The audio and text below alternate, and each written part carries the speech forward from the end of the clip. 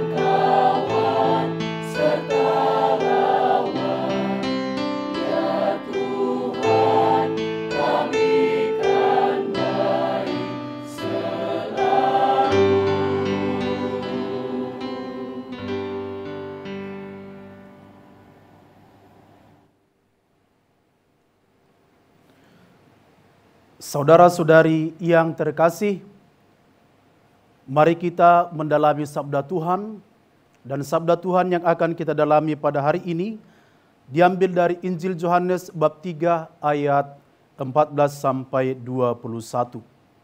Tuhan bersamamu.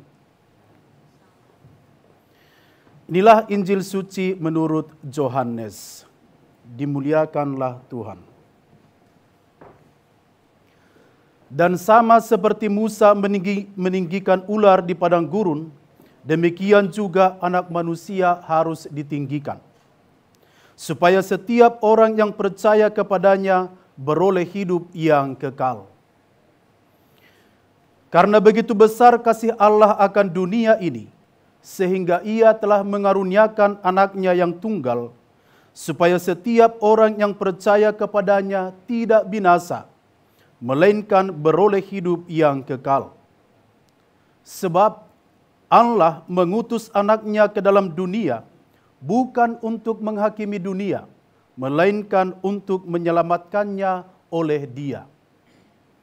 Barang siapa percaya kepadanya, ia tidak akan dihukum.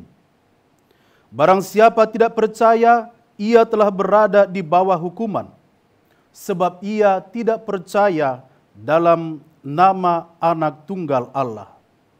Dan inilah hukuman itu. Terang telah datang ke dalam dunia, tetapi manusia lebih menyukai kegelapan daripada terang, sebab perbuatan-perbuatan mereka jahat. Sebab barang siapa berbuat jahat, membenci terang, dan tidak datang kepada terang itu, supaya perbuatan-perbuatannya yang jahat itu tidak nampak. Tetapi barang siapa melakukan yang benar, ia datang kepada terang, supaya menjadi nyata bahwa perbuatan-perbuatannya dilakukan dalam Allah. Demikianlah sabda Tuhan. Saudara-saudari yang terkasih, Injil Yohanes tadi menyampaikan sepenggal pembicaraan antara Yesus dengan Nikodemus. Kepada Nikodemus yang bertanya sebelumnya tentang orang yang dilahirkan dari roh, poin Yesus kali ini adalah kasih Allah yang begitu besar terhadap dunia. Yesus menyebutkan bahwa karena kasih itu, Allah telah mengaruniakan anaknya yang tunggal, supaya setiap orang yang percaya kepadanya tidak binasa, melainkan beroleh hidup yang kekal. Anaknya yang tunggal itu ialah Yesus Kristus. Tentang hal itu, Kitab Suci Perjanjian Lama sudah menyampaikan banyak nubuat. Perjanjian Baru menunjukkan bukti kedatangan anak Allah itu. Kedatangan anak Allah itu bertujuan untuk menyelamatkan dunia, bukan untuk menghakiminya. Jadi yang ditekankan oleh Yesus di sini adalah penyelamatan. Dikatakan bahwa anak Allah itu adalah terang bagi dunia. Dunia diharapkan datang kepada terang itu, sebab yang datang kepada terang itu akan terhindar dari hukuman dan dijauhkan dari hidup yang tinggal di dalam kegelapan. Yang tidak datang kepada terang itu dikatakan sudah berada di bawah hukuman dan tinggal di dalam kegelapan. Saudara-saudari yang terkasih, terang itu pada dasarnya adalah Allah sendiri. Allah yang telah menciptakan alam semesta ini, langit dan bumi. Kita mengetahui bahwa dari awal Allah itu selalu merancangkan yang baik dan benar bagi hidup manusia. Allah tidak pernah merancangkan yang buruk atas dunia ini. Allah terus-menerus menjaga dan merawat kehidupan dan juga dunia ciptaannya ini sejak dari awal penciptaan. Sebaliknya, manusialah yang selalu merusak hubungan dengan Allah dan juga merusak alam ciptaan ini. Dan setelah manusia menerima akibat buruk dari tindakannya, manusia lantas mempersalahkan Allah. Manusia sering berkata, di mana Allah pada waktu itu? Apakah Allah tidak bisa menggagalkan kejahatan itu terjadi? Begitulah manusia itu sering berlaku dan berpikir egois, hanya untuk dirinya sendiri. Saudara-saudari yang terkasih, berbicara tentang kebaikan Allah pencipta alam semesta, baik juga kita melihat apa yang dikatakan dalam pengakuan iman atau syahadat iman kita. atau biasa itu disebut dengan simbolum.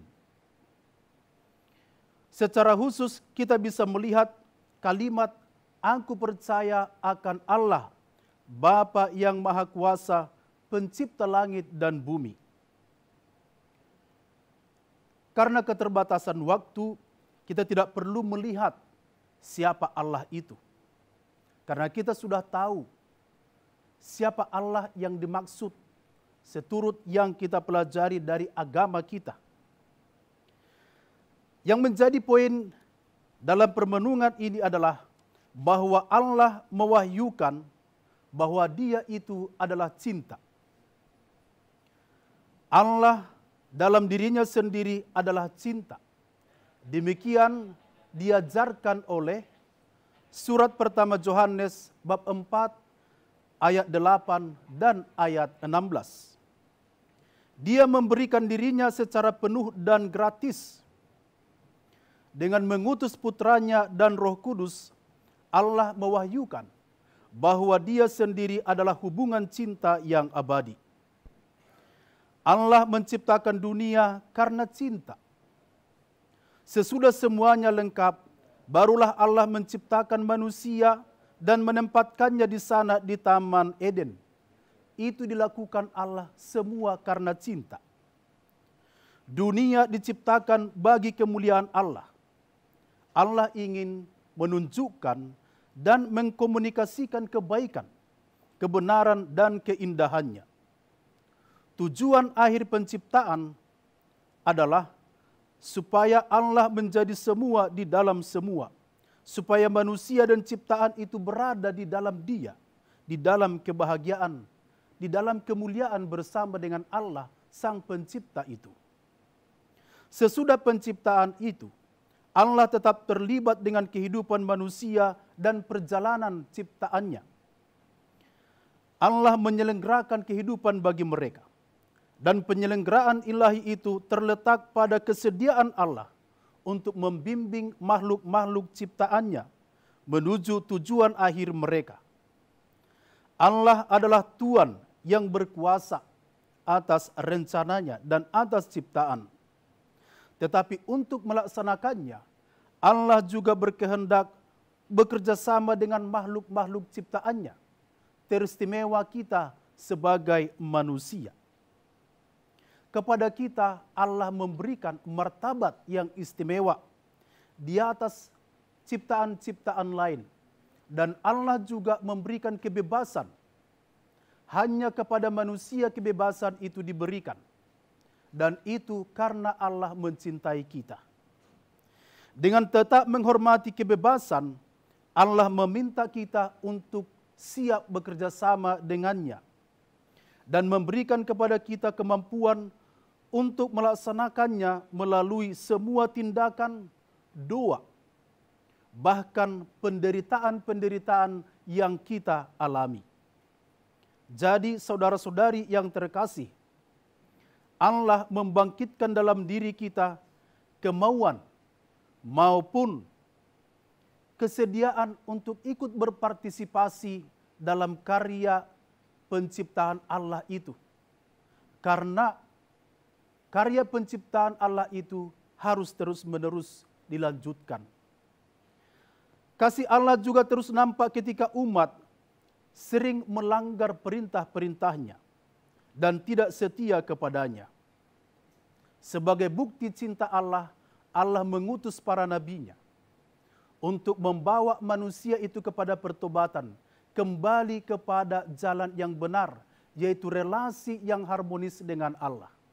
Sampai pada akhirnya, Allah itu mengutus anaknya sendiri, yaitu Yesus Kristus, yang membawa kita semakin mengenal siapa Allah itu yang mencintai kita.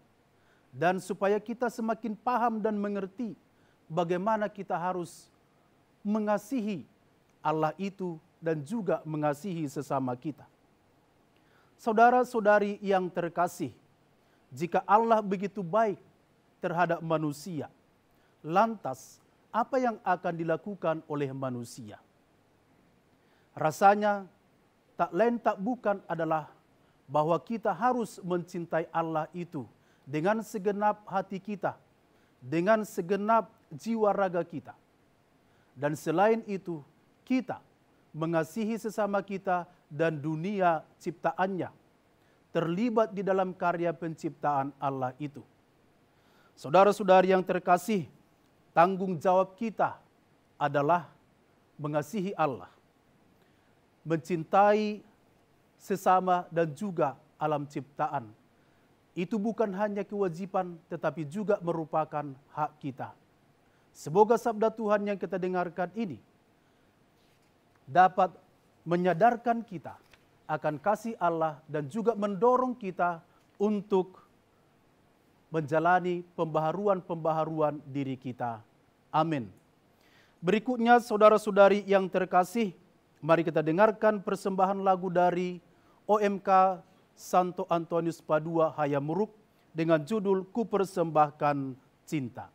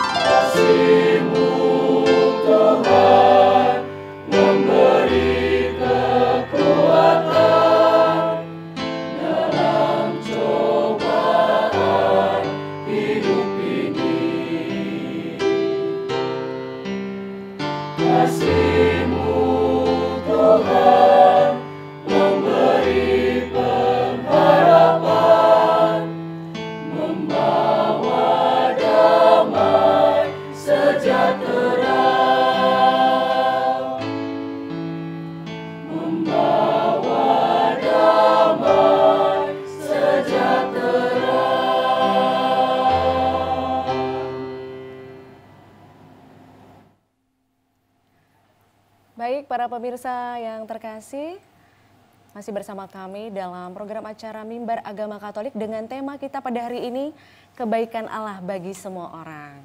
Nah, telah hadir bersama kita di studio yaitu Pastor Fiorensius Sipayung OFM Kapusin yang biasa disapa dengan Pastor Vio ya, Pastor? Iya, benar, Nova. Baik, Pastor Vio sekarang bertugas di mana, Pastor? Iya, jadi sejak Juni tahun lalu saya bertugas di Radio Maria Indonesia.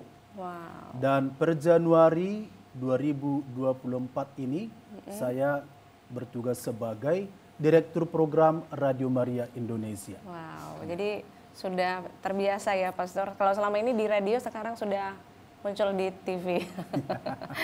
Baik, jadi para pecinta Radio Maria Indonesia boleh menyaksikan langsung direktur programnya Pastor Vio yang juga menjadi narasumber kita pada hari ini.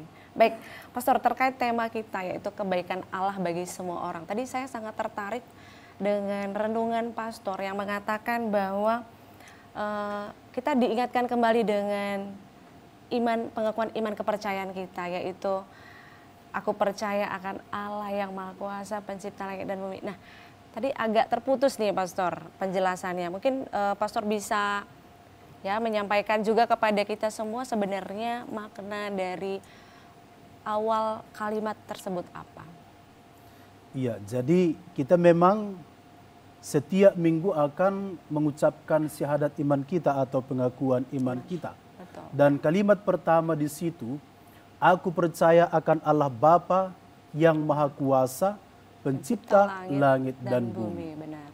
Nah, jadi berbicara kalimat pertama itu memang berbicara tentang Allah. Karena memang syahadat itu pengakuan iman. Iya. Jadi pertama kita harus menyebutkan kepada siapa kita percaya, kan begitu. Jadi di sana terumus bahwa kita itu percaya kepada Allah, tapi diungkapkan di situ dengan aku. Iya. Kemudian aku, lalu kita semua. Kan begitu. Tapi secara personal, aku mengungkapkan dan menggunakan kalimat aku percaya akan Allah Bapa yang Maha Kuasa, pencipta langit dan bumi. Jadi kita mempercayai Allah yang Maha Kuasa. Jadi Maha Kuasa itu tidak ada lagi tandingannya. Iya. Kan begitu. Sudah maha. Sayang bahasa Indonesia tidak punya kata lain, di atas maha. Andaikan ada di atas maha, mungkin kita akan memakai kata itu lagi. Nah, tapi sampai sekarang kita masih memakai kata Maha Kuasa, omnipotens kalau di dalam bahasa Latinnya, dan itu diserap ke dalam bahasa Inggris. Nah, kita berbicara mengenai Allah Bapa yang Maha Kuasa, pencipta langit dan bumi. Jadi di dalam itu sebetulnya kita percaya akan Allah yang kita panggil sebagai Bapa. Dan Yesus memperkenalkan kepada kita Bapa itu sebagai Bapa yang baik. Bapa yang penuh dengan cinta. Dan kalau kita baca kitab suci dan juga kita dalami lagi katekismus Gereja Katolik, sebetulnya Allah Bapa itu mencipta alam semesta itu dan mencipta manusia itu karena cinta. Ya, sering dipakai kasih juga untuk menggantikan kata cinta itu. Tapi dasarnya itu adalah cinta. Maka lagu itu tadi rasanya pas begitu ya kan. Jadi semua karena cinta. Dan keberadaan kita di dunia ini karena cinta.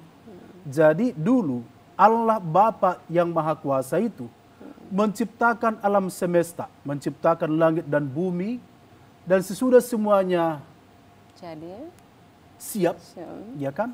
Baru Allah mencipta manusia dan menempatkannya di sana. Iya. Nah, itu apa tujuan Allah menempatkan manusia itu di Taman Eden kan ya, Profesor ya? Di Taman Eden. Jadi ini pertanyaan yang menarik. Apa tujuan penciptaan itu? Ya kan? Apakah Allah menciptakan itu demi kemuliaannya atau menambah kemuliaannya? Tidak. Allah itu sudah sempurna. Tapi dia melakukan itu untuk menunjukkan kemuliaannya dan juga supaya bahagia. Semua yang diciptakannya itu tujuannya supaya tetap berada di dalam kemuliaan Allah itu, dan supaya mereka ini yang diciptakannya ini manusia di situ ya kan bahagia. Jadi Allah menciptakan semuanya lebih dulu, sesudah lengkap baru diciptakan manusia ditempatkan di sana supaya tidak ada lagi yang kurang untuk kebutuhan manusia itu. Tetapi dalam kisah penciptaan ya, kita semua tahu ya Pastor, bahwa dalam kisah penciptaan bahwa akhirnya manusia jatuh dalam dosa dan terusir dari Taman Eden itu sendiri. Nah, ini gimana nih Pastor kita menyikapi sudah Allah menciptakan dengan cinta dan kasihnya, tetapi manusia melakukan dosa dan terusir dari Taman Eden. Jadi kita sebelum saya menjawab itu, kita dulu lihat sejenak bahwa Allah menciptakan manusia itu menurut gambar dan rupa Allah. Iya. Dengan demikian manusia itu memiliki martabat yang sama, yang mulia. Oke. Karena dikatakan seturut citra Allah. Kan begitu. Jadi ada keilahian di dalam diri manusia itu. Kemudian Allah menganugerahkan juga kebebasan ke dalam diri manusia. Diberikan itu kepada Adam dan Hawa. Kemudian Allah menempatkan Adam dan Hawa di Taman Eden itu. Betul. Ada satu peraturan. Ada pohon di tengah-tengah taman itu. Tidak boleh dimakan buahnya. Iya. Buah pohon-pohon lain bisa Boleh kamu diambil, makan. dinikmati. Dengan demikian, walaupun mereka diberi kebebasan menjalani kehidupannya di Taman Eden itu, tetapi ada Satu batasannya kemudian itulah yang dilanggar oleh manusia itu, Adam dan Hawa. Siapa yang duluan? Hawa. Dia tergoda oleh ular. Ya. Ilmu marketing setan itu yang dipersonifikasi dalam bentuk ular itu sangat kuat. Dia tergoda. Lalu diambilnya buah pohon terlarang itu, dimakannya. Karena ular itu mengatakan, apa yang dikatakan Allah itu sebetulnya tidak benar. Karena kalau kalian nanti makan buah pohon pengetahuan itu, kalian akan sama seperti Allah. Dan Hawa tertarik tergoda, jadinya ya. Tertarik. Kemudian dia ambil, dia makan. Kemudian dia beri lagi kepada Adam. Itulah yang dilanggar oleh mereka. Karena apa? Mau menyamai Allah sendiri. Jadi bukan terletak pada makan buahnya ya Pastor ya, tetapi memang pada melanggar hukum, melanggar peraturan. Mengapa melanggarnya? Karena itu tadi. Ada keinginan untuk menyamai Allah, melebihi batas-batas yang sudah ditentukan. Seperti itu.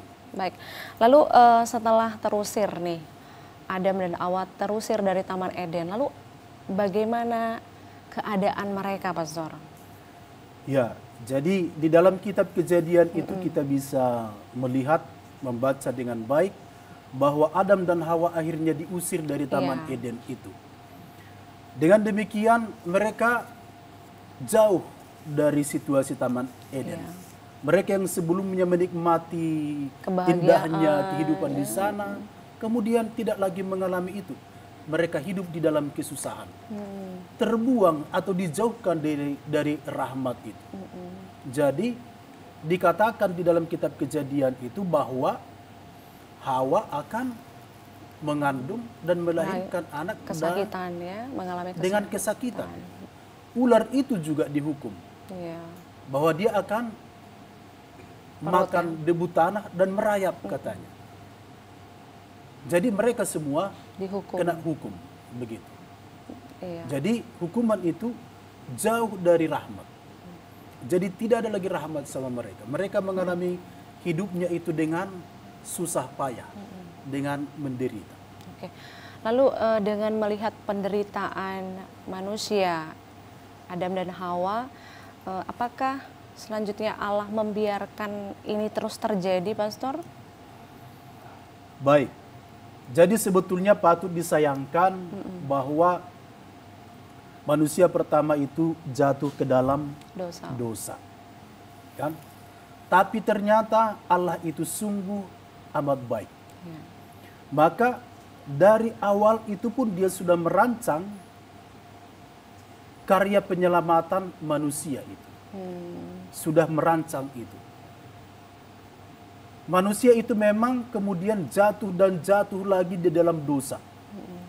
Lalu Allah itu mengutus orang-orang pilihannya untuk mengingatkan mereka, untuk mengajar kepada mereka supaya mereka itu menyadari kasih Allah dan supaya mereka kembali kepada jalur yang sudah seharusnya. Sampai pada akhirnya Allah itu sesudah mengutus para nabi, akhirnya juga mengutus anaknya sendiri untuk menyelamatkan mereka. Manusia. Jadi kalau kita lihat banyak kisahnya dalam kitab Perjanjian Lama ya Pastor ya. Ya. Jadi kisah-kisah penyelamatan yang Allah berikan, yang Allah janjikan itu lewat para nabi. Dan apakah memang itu dan memang sudah dirancang Allah sendiri sehingga pada akhirnya Dia mengutus Yesus putranya untuk menebus dosa manusia tadi. Seperti itukah, Pastor? Iya. Ya. Baik, lalu karya penyelamatan Allah ini sungguh luar biasa kan gitu ya, Pastor ya. Lalu apa yang dilakukan Allah sendiri untuk menyelamatkan manusia itu supaya tidak jatuh lagi ke dalam dosa dan memberikan rahmat dan kebaikannya yang terus-menerus dialirkan kepada kita? Ya, jadi sebetulnya Allah itu selalu menawarkan kebaikan kepada manusia.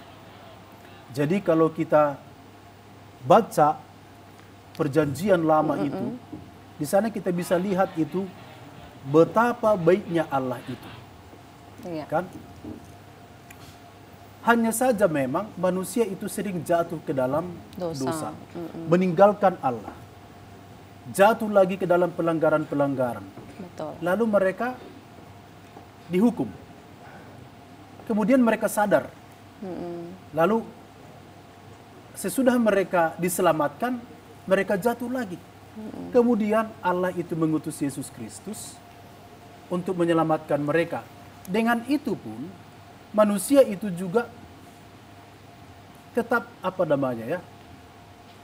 degil. Kan Keras begitu? kepala gitu ya. Keras kepala. Mungkin karena kepadanya itu dianugerahkan akal budi dan juga kebebasan. Kebebasan itu sesuatu yang sebetulnya sangat berharga dalam diri manusia. Makhluk-makhluk lain tidak punya itu. Iya, hanya manusia. Makhluk-makhluk lain punya otak, tapi tidak punya akal budi. kebebasan. Oh ya. Kan begitu. Iya.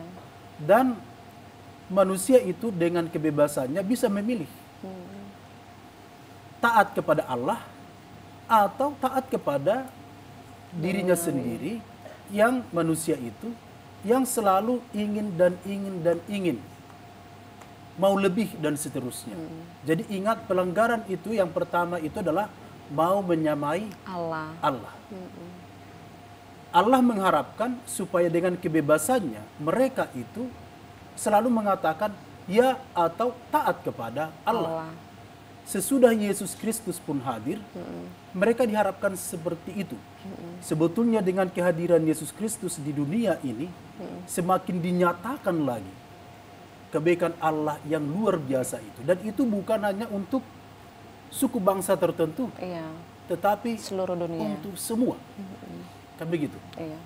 Ya, memang dipilih ada bangsa tertentu sebagai katakanlah benih-benihnya, tapi ini harus menyebarkannya, membagikan itu lewat buah-buahnya kepada bangsa-bangsa lain. Nah, tapi itu tadi, ada yang menerima dengan kebebasannya, ada yang menolak juga dengan kebebasannya. Oke, baik, sepertinya nanti kita lanjutkan kembali, Pastor. Dan para pemirsa yang terkasih tetap bersama kami. Dan sebelum kita kembali melanjutkan perbincangan kita, mari kita saksikan kembali persembahan lagu yang berjudul Give Thanks yang akan dibawakan kembali oleh Paduan Suara OMK Santo Antonius Padua, Paroki Hayamuruk.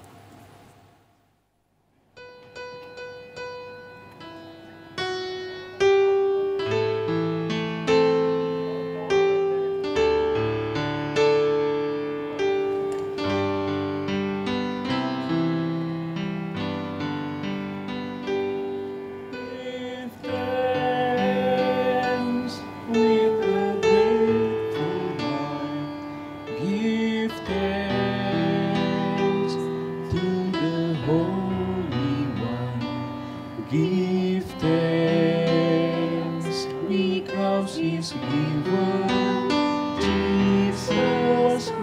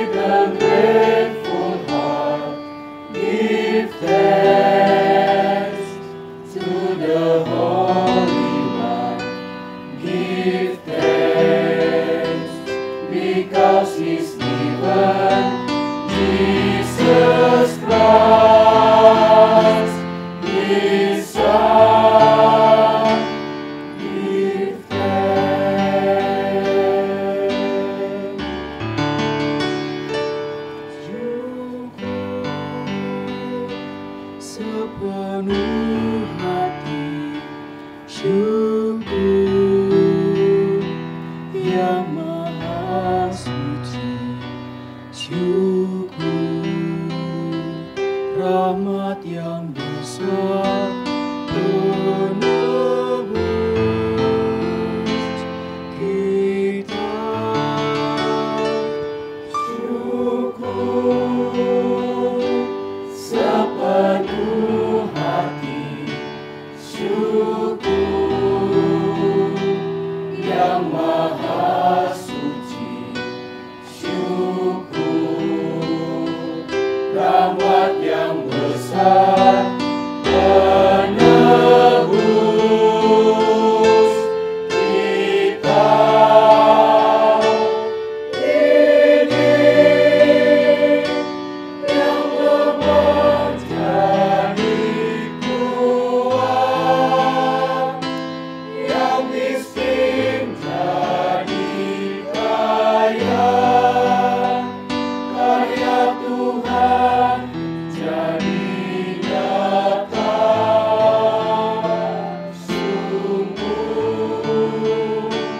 syukur sepenuh hati, syukur yang maha suci, syukur rahmat yang besar penebus kita.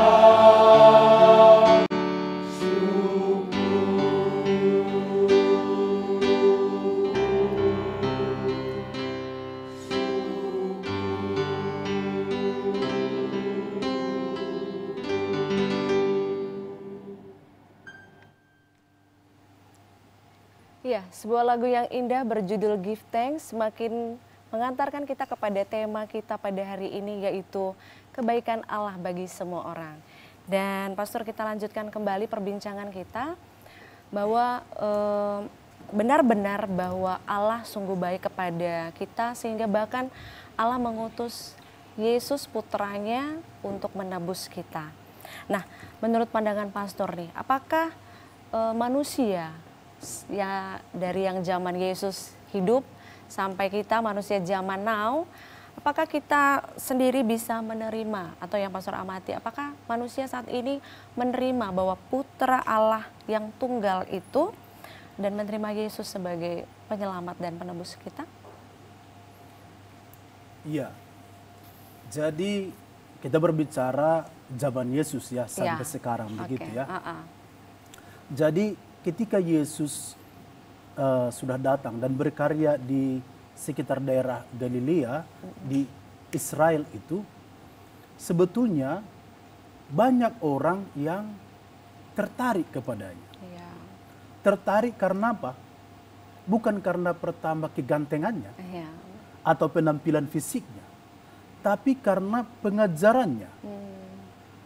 Pengajaran itu membawa mereka kepada kebenaran, membawa mereka kepada damai, dan mengarahkan mereka bagaimana seharusnya beriman dan percaya kepada Allah yang maha baik itu. Betul. Nah, jadi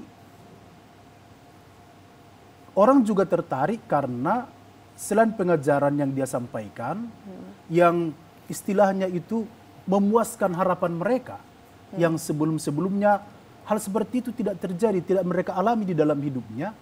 Tapi begitu Yesus datang, mereka kagum. Kemudian kekaguman mereka itu semakin tambah lagi ketika Yesus hidup sederhana, kata-katanya sederhana, tapi dia juga lintas batas, begitu. Maksudnya gimana itu? Dan dalam melakukan banyak mujizat, orang akhirnya semakin, wah, ini sesuatu yang luar biasa. Orang makin banyak percaya kepadanya. Maka beribu-ribu orang, ya kan, bersuka cita karena ada orang yang istimewa ini yang sebelumnya mereka tidak pernah alami. Jadi pengaruhnya itu luar biasa. Maka pada waktu itu misalnya ketenaran Yesus itu sudah sampai kemana-mana. Iya. Dan hal ini memang mempengaruhi banyak orang pada waktu itu. Tetapi mengganggu Kaum yang orang-orang yang tertentu. berkuasa. Ya kan? Baik itu misalnya yang apa namanya? Para yang ahli mengurusi Taurat, lembaga keagamaan ahli Taurat, Yahudi ya. itu, ahli-ahli Taurat, para imam, kemudian juga orang-orang Farisi.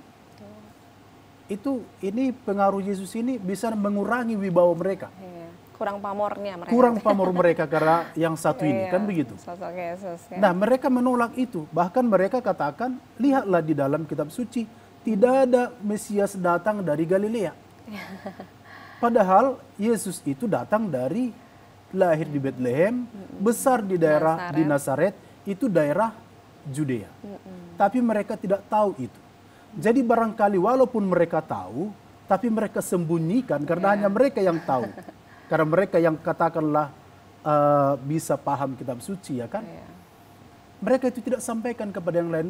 Karena apa? Mereka tujuannya itu supaya mereka Tetap tidak dikalahkan oleh sosok Yesus. tetap memiliki ya. posisi yang istimewa di tengah-tengah masyarakat. Karena itu yang namanya kebenaran pun tidak mereka anggap sebagai kebenaran. Ada orang yang luar biasa seperti itu yang mereka sendiri barangkali sebetulnya tahu, tapi mereka tidak menerimanya. Iya. Mereka menolaknya, bahkan berikhtiar untuk Iya. melenyapkan Yesus. Yesus ini. Dan juga tentu mempengaruhi yang lain supaya tidak menerima Yesus ini. Dengan argumen-argumen yang mereka ambil dari kitab suci, banyak mereka buat. Iya. Seperti itu. Oke, lalu dengan zaman sekarang ini, Pastor, bagaimana? Kalau zaman Yesus seperti itu, ada kaum-kaum tertentu yang ya berarti tidak mau kalah pamor. Tetapi apakah manusia saat ini, apakah benar-benar menerima Yesus sebagai putra tunggal Allah yang dikirim Allah untuk menyelamatkan kita, Pastor? Iya. Jawabannya saya kira ya dan tidak. Iya. Ya artinya mereka yang sudah menerima, dan itu banyak. Ya kan, kita bisa lihat itu sampai sekarang di dalam sejarah itu bahkan sampai lebih dari ya sekitar 350 tahun orang-orang yang mengikutinya itu disiksa, ditangkap, disiksa, dibunuh dengan macam-macam cara untuk menguji iman mereka itu, tapi tetap ada. Sampai sekarang itu terjadi. Dan sekarang banyak juga orang yang sudah menerima dia, percaya kepadanya sebagai Mesias, sebagai juru selamat. Ada juga orang yang belum. Karena apa? Mungkin karena situasi. Mungkin juga karena informasi yang kurang didapatkan. Nah, tapi saya percaya yang namanya kebenaran, yang namanya kebaikan itu akan tetap dia eksis di dunia ini. Tidak pernah bisa lenyap oleh kegelapan.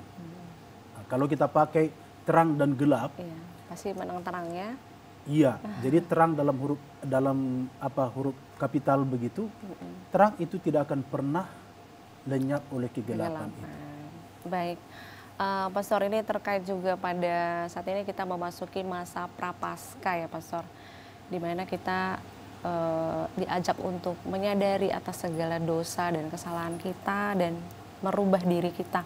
Nah, menurut Pastor nih, pandangannya apa akibatnya jika manusia itu terus terbelenggu dalam dosa gitu, Pastor?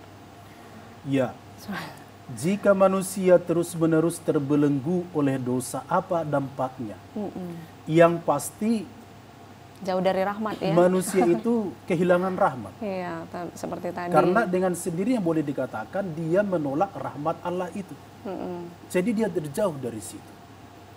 Dan karena menolak rahmat Allah, maka juga dia tetap tinggal di dalam dosanya dan tidak ada damai di dalamnya. Kemudian karena dosa-dosanya itu, maka barangkali dari dia dosa itu bisa semakin bertambah, semakin beranak pinak, sama seperti dulu yang dialami oleh Adam dan Hawa, yang kemudian terus juga beranak pinak ke keturunan mereka, Kain dan keturunan-keturunannya. Oh ya, Kain ya. Iya. Yang terus berperilaku Sampai salah. sekarang juga seperti itu. Kalau kita misalnya, aku berdosa, ya mungkin Nova juga ada dosanya. Ya pasti Pastor, saya pasti berdosa Pastor. Iya. Sama kita, Iya. kita semua kalau masih Berdosa. berjuang di dunia ini pasti ada kelemahan Betul, itu, ada betul dosa sekali. itu. Dan kalau itu kita biarkan, pasti dia bisa Anak pinak. beranak pinak bertambah. Dan itu bukan suatu kondisi yang baik untuk kehidupan kita. Supaya ada kondisi yang baik, maka kita harus kembali ke Allah, Iya. bertobat. Pada masa Prapaskah ini, bagaimana itu dilakukan? Dengan menyadari diri dan mengakukan dosa-dosa kita. Dengan demikian, kita diperdamaikan dengan Allah sendiri. Relasi yang terluka dengan Allah itu disembuhkan kembali. Relasi yang terluka dengan sesama juga itu dipulihkan kembali. Relasi dengan diri sendiri sebetulnya itu juga terluka. Iya. Relasi dengan alam ciptaan yang lain pun terluka. Itu semua dipulihkan. Jadi ada rahmat kedamaian. Iya. Ada pengampunan. Begitu. Ada kesembuhan.